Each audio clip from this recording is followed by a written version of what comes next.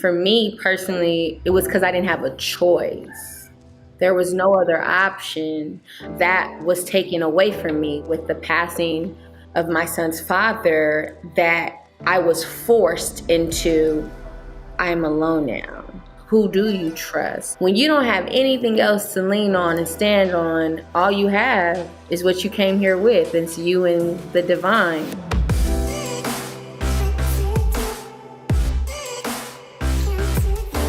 Hey everyone, welcome back to On Purpose, the #1 health podcast in the world. Thanks to each and every single one of you who come back every week to listen, learn, and grow. Now, I love these episodes when I get to sit down with dear friends, people that I've spent deep, quality, heartfelt time with, and I get the opportunity to share them with you because they have such a wealth of insight, such a wealth of wisdom, such a wealth of life experience.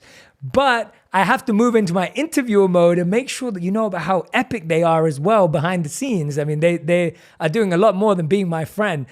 So today's guest is none other than Lauren London, an LA native. Her career skyrocketed after starring in the film ATL.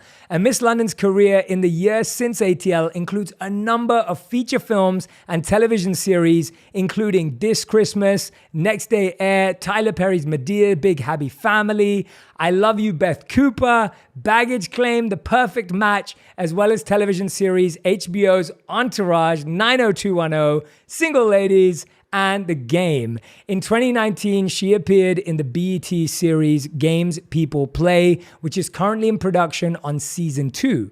Season 1 centered around London's character Vanessa King.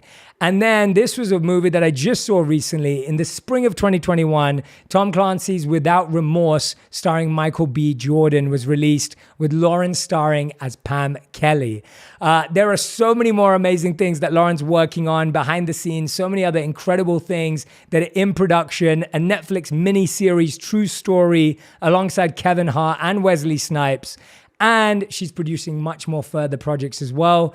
Beyond all of this amazingness on screen, what I can truly say is that having spent pretty much like 4 hours a week with this incredible woman for the past 12 months, maybe more, is that there are very few people who carry the energy she carries.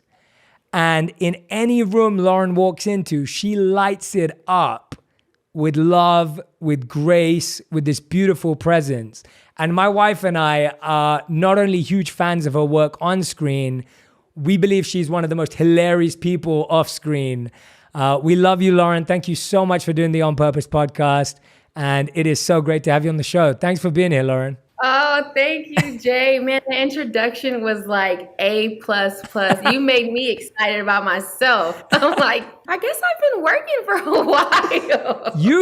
You've done so much in your career, and I always feel blessed when I get to see people on screen and off screen, because I think we're all humans that have real lives and real experiences. But I mean, everything in that intro was true. So congratulations to you. I mean, it's all your hard work and all your achievements. I hope we get a special appearance from Cross or Cam today in the shot. One can only hope. I'm sure I want a snack very soon. But Lauren, I want to start with just diving straight in. You have experienced so much in your career, so many amazing life-changing moments. But at the same time, in your personal life, you've been given so many surprises and pivots and changes and challenges. And I want to hear about your journey as to how you found grace, spiritual connection, and how you've been guided by that through some of the most difficult things that anyone in the world would ever have to experience. My spiritual journey, it had so many transformations. So I had a very traumatic childhood, you could say, with just a lot of abuse and, neglect, and not at the hands of my mother, though. Let me clear that up. And so I was very, very connected to God at a really early age. I just remember hearing God very, very, very clear. And then, as I grew up, I lost a bit of my connection to God. and then got reintroduced to God in another way in my early adulthood. And then really when Nip passed, I felt like that was when I had to really, really get to know God personally, not in theory, not an idea, not, only when things are good to pray and devote. It made me feel like I wanted to really understand our purpose here on earth, why we were here, what are we to do here. I didn't want to live a life in vain. I wanted to be on purpose. And so it was this like this thirst for the truth. I think when tragedy happens, you can either just survive or survive and thrive. And I really made the choice to survive and thrive. And I feel like I can only do that through the grace of God and just being a servant of God. That's beautiful, Lauren. Thank you for sharing that. Let's go back to that early childhood that you were mentioning. What was like a pivotal moment in your childhood that you believe has defined who you are and how you show up? What was a moment that happened in those early years that you think taught you something so powerful that shaped who you are today? Well, I think when my parents were really young and they really tried the best, with what they had and just the tools they had in their toolbox. And so I learned very early about betrayal and how being alone, because I was the only child and there was a lot of violence around me and towards me, how I could only depend on God. And I learned that very early on, that the humans and the adults in my life might not have been the best protectors, but that I was okay because I had faith in God. And that depending on God and leaning on God and trusting that I would be okay really carried me through my young childhood and my adulthood. And just, clearly no one's perfect and our parents are humans. I think that was a really hard lesson for me to learn, that my parents were just humans. I think you've raised such an interesting point there, because when I think about what you're saying, I think it's so natural as a young person to look for role models, to look for protectors, to look for shelter, to look for another human to be under their wing. And when you're young and that breaks, you kind of keep looking sometimes in the wrong places too. And I know I did that in my own life, where when I couldn't find it from what seemed like the natural, traditional places of shelter, I started to find it in the wrong areas. Did you ever feel that you went down that path when you were younger, where you were taking shelter of things that now you wouldn't want your kids to do, but you kind of had no choice before you got to that God place? It's almost like before that. Tell us a bit about that journey of like looking for shelter God. in humans. I looked at everything outside of. There was also a moment where I just, my faith dwindled because life happened, and I was like, well, why would this happen? Clearly, there's no power to be. Life is just crumbling around me. I was just looking outside of myself for validation. I didn't have a really good, strong sense of self-worth. And so, kids, I think children internalize everything when they're really young. And then around adolescent, people always think adolescents are so troubled. But that's when you start to express everything you've internalized, that age. And so around like 14, 15, I started to express everything I had internalized. And, I started to drink and smoke and skip school or not go to school, completely not go to school at all. And I got kicked out of high school. And I went from like an honors student, which is like, very magnet and all these AP classes, to never going back to school because my anger was starting to come out from everything I had went through. And and then I had a dream around like 19 of just years of acting out that I died. And I was like, this is so crazy. Like, no, I'm not sick. No one knows. I'm like walking out of my mom's house and this figure was there, and the figure was like, kind of explaining to me that I was leaving Earth. It was such an eerie dream. And I was like, where's Jesus? And the figure was like, he's not here for you. And I woke up immediately. It was Sunday morning, and I literally drove myself to church, and my life changed after that. Wow. I mean, those kind of dreams, do you have dreams like that often, or was that like a one-off? And was that like at that time, had you had other dreams around that time that were different to that? No, I used to have like very dreams that were kind of like premonitions when I was younger. Of like areas and places that I would eventually see when I was older. But nothing like that. That was very specific, I think, to my need of transformation.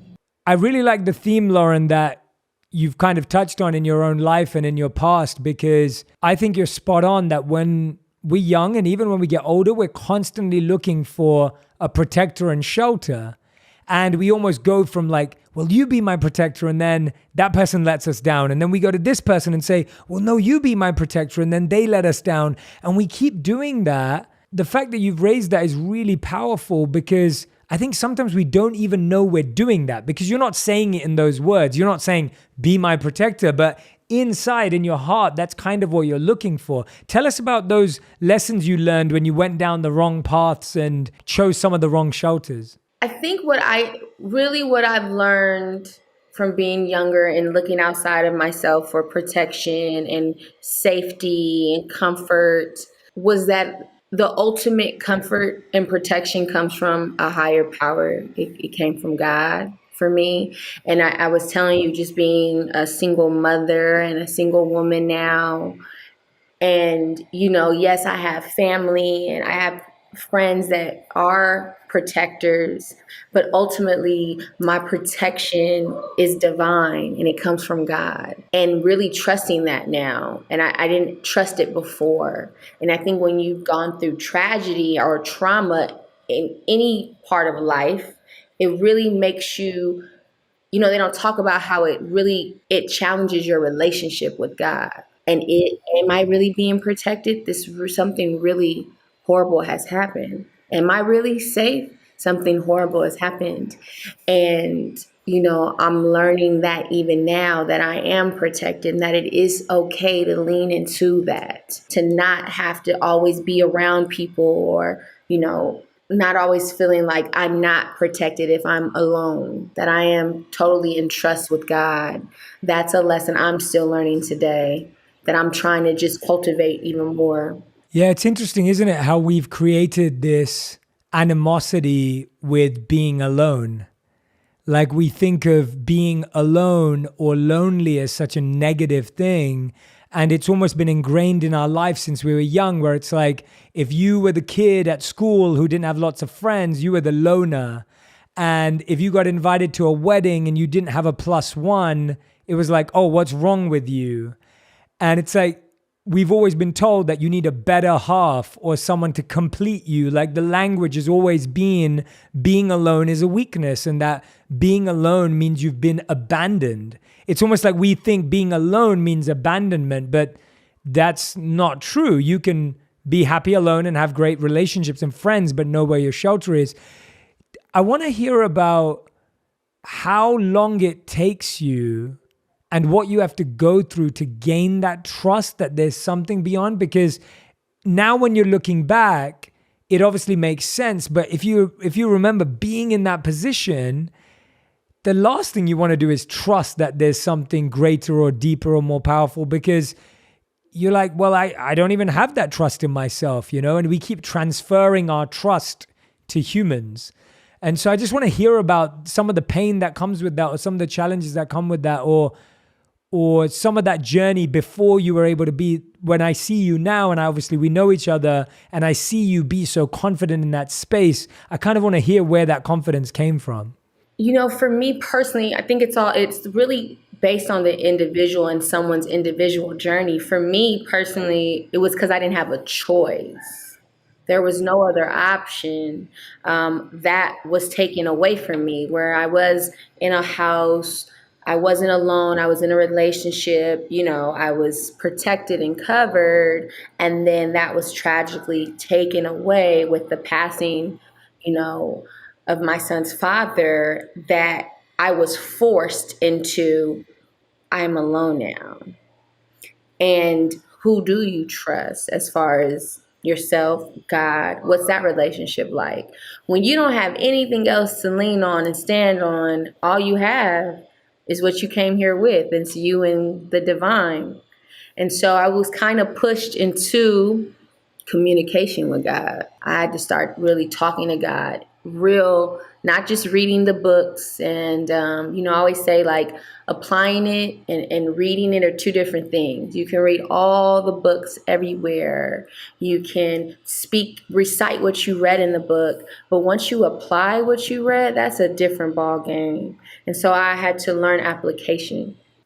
Yeah, that's such a great point from communication and application. I think that's so powerful. I've loved watching you be a mom. I've only ever known you in this phase of your life. Like I haven't known you before. And you have two incredible sons who are just so fun to be with. Cam is like the ultimate gentleman, and this very like almost regal person who's just like so well spoken, so gentle, so smart and intellectual as well. And then you have Cross, who's just like the cutest little being in the world and just has so much like spontaneous energy, has your humor, that kind of vibe. And I see how much they love you and how much you love them, and that connection. It's so beautiful. Lauren, I'm asking you this probably for the first time. I've never asked you this before because I believe it's not an easy question to answer, but how does it feel to have a plan for life and have a picture of what life looks like, and then have that picture be torn? Like, what does that actually feel like? Because I think that's something that we underestimate, because not everyone goes through that fully, but the extent to which you've been through that, we may all get little pieces of that. And so I feel your experience can be a real blessing for everyone. And I know you can share it with that heart. So I'd love to ask you that question now. It is the ultimate lesson in control, not having control, letting go. It's really, when you have this plan for your life, as we should manifest, we should set goals. You should, right? You should have intentions. And when that gets derailed and you have plan B now to go off that you didn't plan on, it is the ultimate test of surrender, letting it go, letting God now move in your life. I think for me, I had this idea, we had the kids, we had a family, and the head of the household is not here anymore. Does that mean I have no purpose here anymore? No, I still have a purpose. I still have a mission.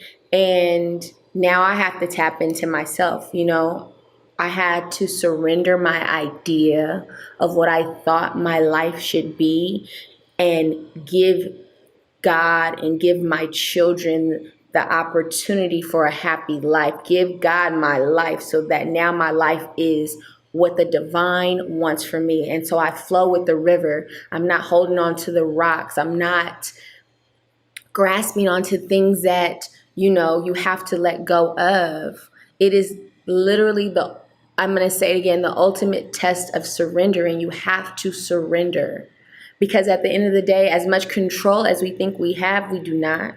And it's actually very powerful to surrender. We think that it's a weakness, but it's so much power in letting go and flowing with the river, because life is going to do what it's going to do. And we are all going to get chin checked by life one way or another. So I might as well focus on my enlightenment and roll with the river, not fight with the rocks. Wow. Lauren, hearing that from you, I hope that people are going to replay that part to themselves again and again and again, because everything you just said and the fact that you're saying it in what you've experienced, that's what gives it so much power, right? These are not just words and these are not just ideas. It's not just a concept. It's like you're actually having to apply this in your daily life. Tell us about, Lauren, what is it that we didn't know about Nipsey and you and the connection you had? What is it that we didn't see, that we didn't know, that people may not be aware of, that you shared, that you learned from each other, that you grew from each other? What were the things you taught him and he taught you that made this so powerful and, made this incredible unit that has continued to propel you to greater heights? I always say that, like, we were very avid readers. And so when we moved in together and put our books together, you can really see whose books were whose. So, like, he was he was an intellectual. And I always say he was like a spiritual intellectual, and I was a spiritual emotional person. So all my books were like on heart, and so to me, it really represented masculine and feminine energy. I think something that people don't know is that we were always talking about how we could have a better relationship with God individually and our purpose and our missions in life, and how we just wanted to be on purpose as individuals, and how we just helped each other on our own individual missions, and that our relationship was actually more spiritual than it was anything, and that we bonded on our quest for the truth. What I love about hearing that is that anyone who is in a relationship right now or wants to be in a relationship who's listening to us, that feels like such a great North Star. Like, that feels like such a beautiful point to connect. And it sounds so normal for you because that's what you both were, like you just described, but that's not very normal, as we both know. Like, that's not what relationships are based on. Like, that's not why we come together. It's not what we think about. It's not really what we put in the center, but that center feels so strong. Sorry, were you about to say something, Lauren? I didn't want to cut you off. How we started, and we weren't perfect, and we definitely had it was a lot of human moments, but I think in relationship it's really important in the beginning, if you set an intention, what is our union, how is our union going to participate with everyone else? How are we going to contribute? How does our union contribute to people outside of us, not just us? Not just between, oh, you love me, you give me pleasure. It has to be deeper than that, or it kind of fades away. So I think we were very intentional on, like, how us together, how does that contribute to our community? Yeah. And I think that community part is also, again, such a powerful point, that it doesn't just stop at your quest for the truth. It's what you both do in service to your community. And that's a space that you continue to be active in. You were both active in. Like, that's such a big priority for you.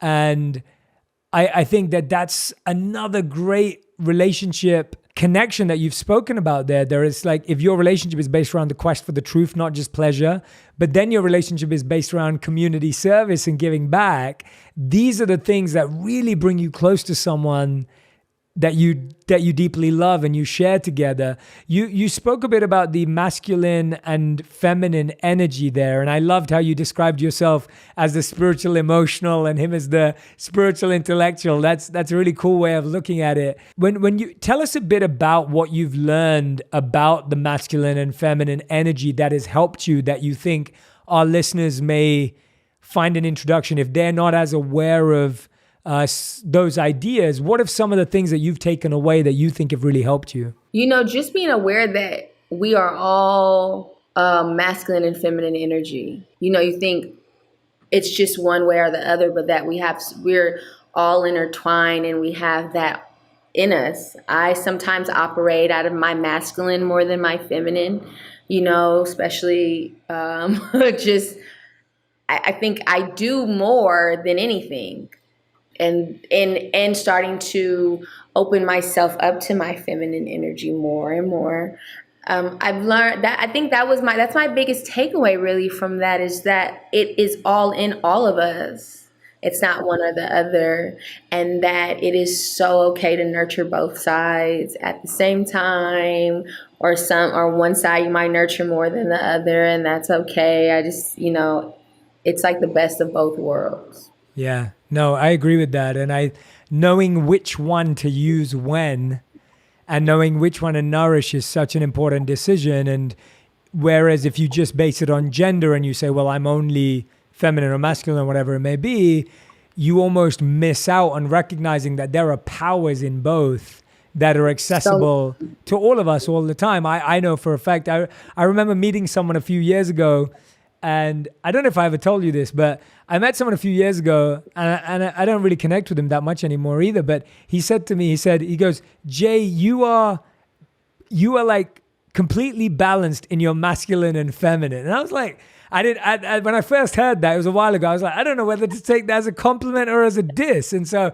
compliment. No, I learned that afterwards, it's like my masculine ego got in the way of like, what are you trying to say? Is creativity and intuition, and us spiritual beings, we just, you want to be tapped into that intuition and that create. I'm glad you raised that actually, that, feminine energy, often we don't understand the depth of it, but creativity, intuition, connection, synergy, like all of this comes from that. And so that's a really great reminder. I heard you, Lauren, in an interview, you mentioned that you almost made a decision to not go back to acting anymore. Yeah. And I wanted to know more about that, because obviously you have gone back and you have moved forward, but there was a point where obviously that required an act of bravery. Can you tell us what was it that was stopping you, and then what helped you move back in? What was stopping me was that, life changed. And so my perspective on life changed. And, my field, the audition process and the rejection and the politics of, what came with what I do did not align with what I was seeking anymore.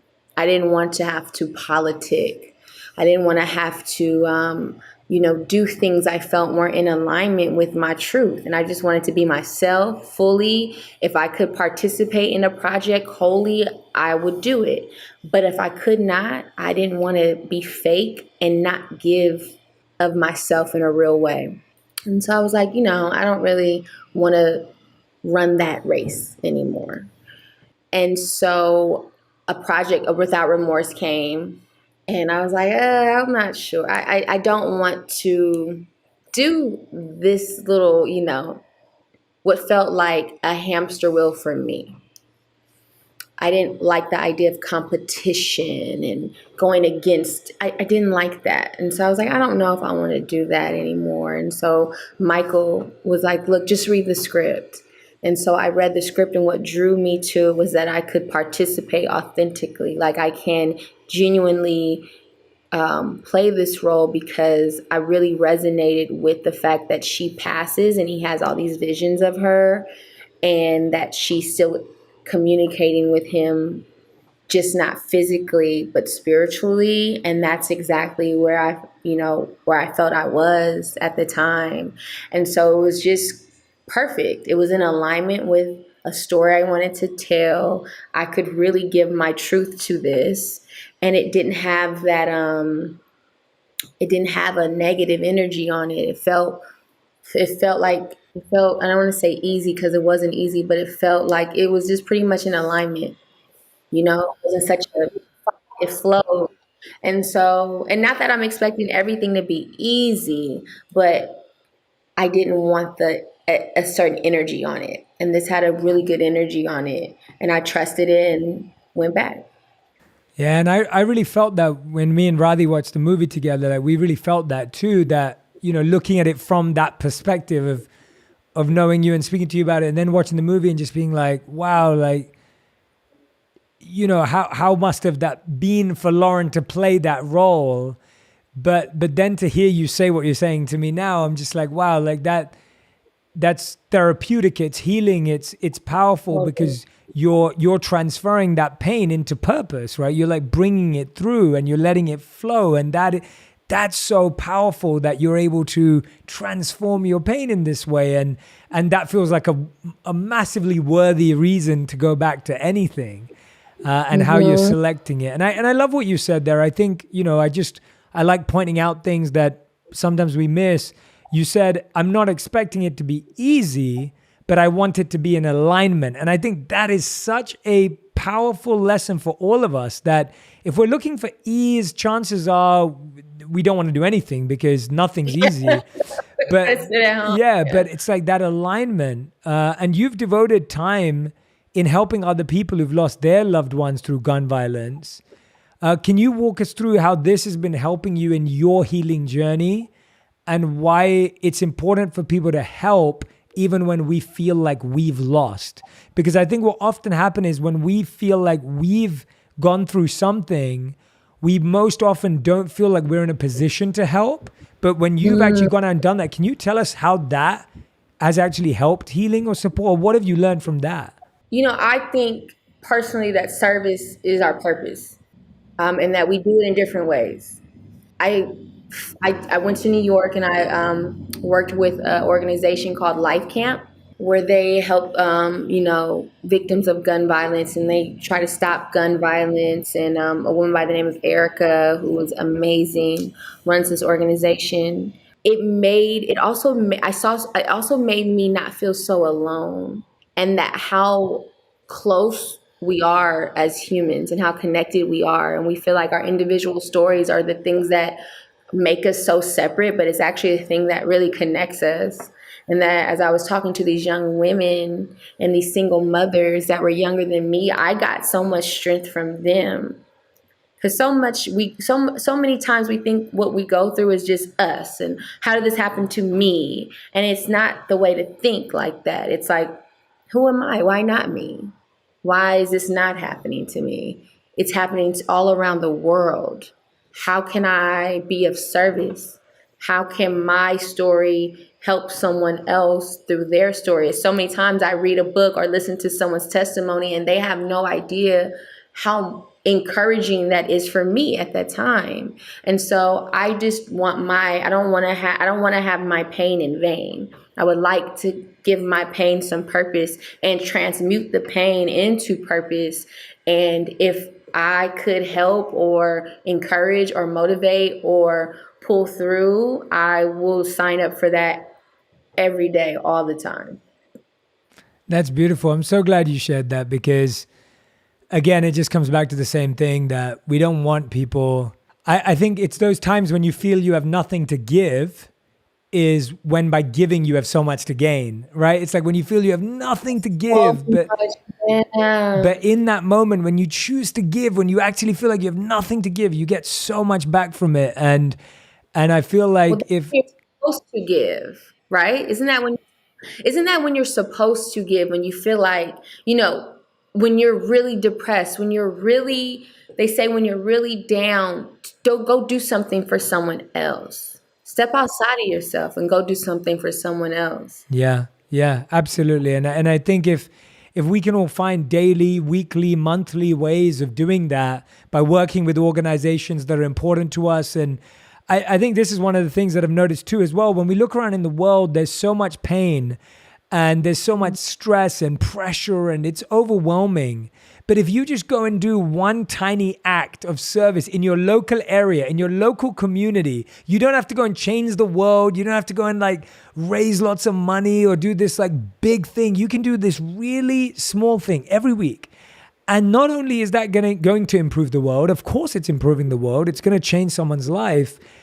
It's going to change yours too. And I think we underestimate what it feels like to change one person's life. And I always think about if you had the option of, when we're like, oh, but that only helps 3 people. If you think about those 3 people and their life experience, I'm sure you would 1,000% choose to change their experience. And I think we've got lost in this world now of numbers and millions of dollars and big change. And we forget that the community is change. That is the world. Does that make sense? It's right where you step. It's right where you step. I think it's the small things that equal up to a big thing, and the big thing is service. It's integrity. Are you going to do this when no one is watching? Absolutely. Am I going to it's also I'm very intentional on my day. So if I know I'm going to be working around a lot of people, my intention is that, I represent God, that I don't put my stuff on someone else, that I bring good energy to a set, that, if someone's having a hard day, I don't have to try to make them better, but I can just represent, some goodness, and some truth. And so I think it's important to also just set intentions when you're around a lot of people. I remember you telling me that when you're on set, you like choose your own playlist to make sure the energy is right and the vibe's right. And like, I think that Yes, I get on that in that trailer and I play my little jazz or my self-care playlist. I light my incense, I sage, I pray, I just put myself in a space because I don't want to be influenced by my environment. I want the environment to be influenced by me. absolutely. Well said. Well said. Lauren, I want to hear about, we spoke about this earlier briefly, but I want to dive into it. Being a mother, and we spoke about Cam and Cross, who I've enjoyed spending the time that I have with them. Tell us about what you've been trying to share with them, what lessons, what guidance you've been trying to pass on to them, but also what have you learned from both of them in your own life too? Like what have you taken from them? Where have they taught you? Because I know they have. I think I've learned from them more than they'll ever be able to learn from me. They're really resilient, and like they love me regardless of what I see in myself sometimes or when I'm down. Cameron's heart, he has a really big heart. And when I was his age, I closed my heart up because there was a lot of trauma around me. And I used to think that vulnerability was weakness. And I realized how easy it is for him to be vulnerable and how easy it is for him to share his heart and his feelings and how strong and brave that is. And so a lot of times I'll be in a situation and I will even say, like, what would Cam do? Because his intention is so pure and heartfelt, and his compassion, and Cross is and I learned from him his freedom of being himself, total freedom. He is fearless. He's like, I got this. If I don't got it right now, I'm going to get it. I didn't have siblings growing up, so watching siblings, that love is like, I hope if I ever come back that I get to have a sibling that I grew up in the house with, because it's beautiful. It's like they're a part of each other in a way. And I personally like to instill in my kids integrity, honor, honesty. You get in big trouble for lying in this household. And acceptance of yourself fully. I've been really big on Cam had a test today he was really nervous about. And I'm like, look, if you don't ace the test, you don't ace the test. Did you try your best? Yes. Did we study? Yes. You don't have to ace it. You have to show up and show out. And that's it. The result of that, it's in the universe. And sometimes we don't get the result of our, actions right away. So just make sure you put your best foot forward. And just I teach them a lot about God and how there's a karma checkbook. So just make sure you're always putting good pennies in your karma bank. I'm always like, there's always an opportunity to have good karma. So make sure you pay attention to all your opportunities around. I love what you mentioned there. One thing around the idea of you don't always get the reward for the hard work and that activity in that moment. And I think that is such a powerful thing to teach a young person, because we always think, like, for example, I studied for this test, but I didn't get the results. So that study was useless. And we don't realize that that study may be really powerful like 5-10 years down the line when you remember that one piece of insight and it actually gets a win.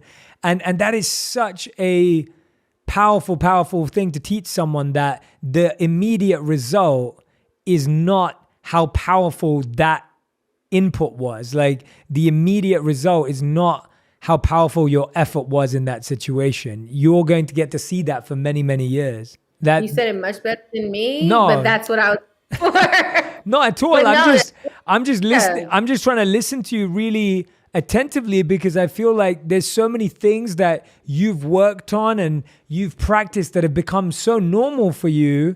And when I'm listening to you, I'm like, wow, that's actually really profound. Like that's a really powerful point. And the fact that you're thinking about teaching that to your kids, like you're not just saying, oh, it doesn't matter if you don't ace the test. What you're actually saying is, it doesn't matter if you ace the test because what you learned is going to help you at some point. And I want you to see that. I want you to recognize that you studied and that's going to support you in more ways than this test. totally. This test is not the proof that you studied.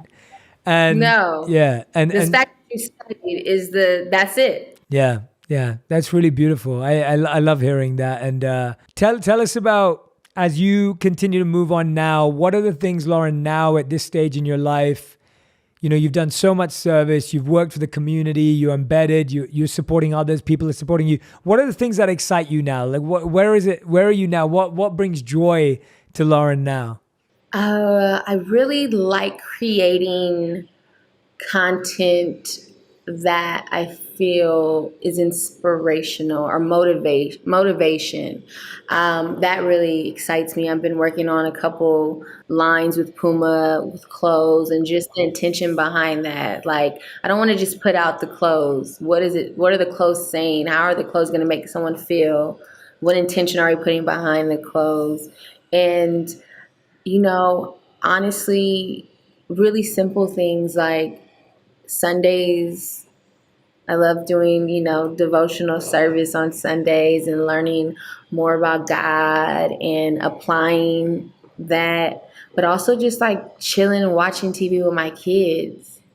Like I used to think it was these massive things that brought me joy. And so I would always seek those really big things. And really, it's like a really comfortable room with the kids and they're listening to them laugh or listening to them play together and clean socks and fresh sheets, like those things bring me big joy. And hanging with friends and listening to music, just those things, and creating things that come from my heart. Definitely. Yeah, big shout out to your, I say Puma back in England, so but I know it's Puma out here. We say Puma. But Really? yeah, every time I say Puma, I just feel I'm like, wow, like it's so for my mind, it's crazy. But yeah, we call it Puma back in England, but Puma, yeah, the Forever Stronger line. Me and Radhi are big fans, and it's always nice to wear something that means something and that represents something for you. And yeah, I love that you're bringing that into fashion and places like that to have that meaningfulness and that presence and that power. And, one thing I remember we spoke about, which I really appreciate from you, and you even mentioned it today where you were like, I wanted to let go of that competition in the industry and that comparison. Walk us through how you've worked through that, because this isn't something that only you experience. It's actually what's been created by most industries where people are put against each other. People are made to compete for things. You're made to believe there's only one spot. There's only one thing. And if you get it, then you're losing and you're winning. How have you worked through that personally? How have you been trying to apply the wisdom around that area of your life around comparison and competition that I think we all struggle with? Yeah, I remember hearing something Reverend Michael said about being in the spirit of celebration. So when something really good happens to someone else, celebrate it. Because when you're in that spirit of celebration, you're just giving out messages to the universe that you like to celebrate. So then the universe gives you things to celebrate. So I celebrate everyone's wins. I've never really been an envious. I never really carry that energy even young. So that's why it always feels funny when it's around me.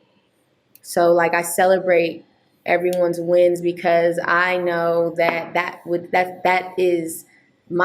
mine too. It's just the energy of celebration and genuinely knowing that there's enough to go around, that we live in an abundant universe. So just because someone is eating doesn't mean that I don't have food on the way.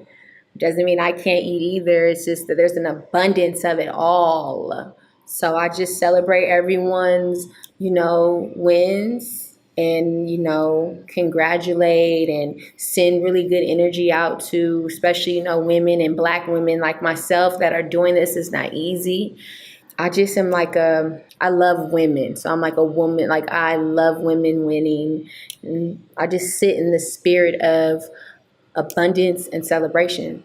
Yeah, I think when we start realizing that actually when people in our space win, the space wins. And so it's not like, it's when you make it about one versus one, it can feel like a loss. But when you see it as a community, an industry, a space within an industry, when that's winning, that means everyone's winning. I always think about it like, if you look at it through house prices, it's like if someone on your street sells their house for a lot of money, everyone's prices just went up. Like everyone on that street just benefited. But you can look at that and be like, oh, but they just made loads of money and so no one's going to buy my house. But it's like, actually, that's not true. The whole value of the whole street just increased, right? In that competition, mind frame, you're just blocking all the beautiful things God has for you. If I'm, that's why you're supposed to celebrate people when they've succeeded at something or accomplished something, because you just open your world for more to celebrate. So I'm not into blocking my blessings. I like all my blessings. So I love everyone's blessings. Absolutely. I love that. Lauren, we end every On Purpose episode with a final 5. So these questions have to be answered with one word or one sentence maximum. So you can have one sentence. Let's do Lauren London. These are your final 5. Question number 1. What is the best advice you've ever received? What you give out to the world, you keep. Oh, I like that. That's good. We've never had that. I like that. That's good advice. What is the worst advice you've ever received or the worst thing anyone's ever said to you? Someone making someone like your possession, like you have to keep them or don't do this or you're going to lose them. That's really bad advice. Yes, good advice on the bad advice. All right, question number 3. How would you define your current purpose in life? Transmuting pain into purpose. Beautiful. I love that. Question number 4. What is something that you used to value that you don't value anymore?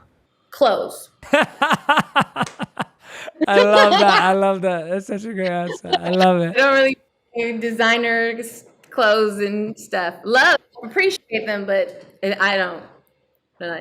All right. 5th and final question. If you could make one law that everyone in the world had to follow, what would it be?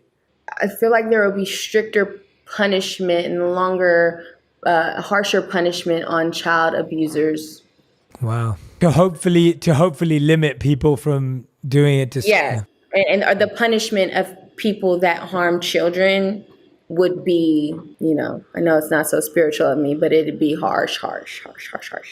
Yeah. Thank you, Lauren. Lauren, is there anything that I haven't asked you, but it's in your heart, on your mind, and your soul that you want to share with our On Purpose community today? You've been so generous and kind with your time. Me and Radhi adore you. This has been such a powerful conversation. Is there anything that's on your heart or mind or soul that you want to share that I haven't asked you? I feel like you've asked me really good questions and really in-depth questions. I'm just honored that anyone would want to listen to me, for real. So I'm just grateful to be here. Lauren, we love you. Everyone who's been listening or watching, make sure that you tag Lauren and I on Instagram, on Twitter, wherever you're using social media, because I love seeing and I love my guests to see what resonated with you, what connected with you. I love bringing you into the conversation so that we can notice what really left a mark on you and impacted you. So make sure you tag us both on Instagram and Twitter. Lauren, I want to thank you from the bottom of my heart for your time. I can't wait to see you again in this new year. Give Cam & Cross a big hug from me. And we look forward to seeing you very soon. Thank you so much. Oh, thank you. Please give my hug to Roddy. I will. Thanks, Lauren. For having me. Bye, guys. Bye, everyone. If you want even more videos just like this one, make sure you subscribe and click on the boxes over here. I'm also excited to let you know that you can now get my book, Think Like a Monk, from thinklikeamonkbook.com. Check below in the description to make sure you order today.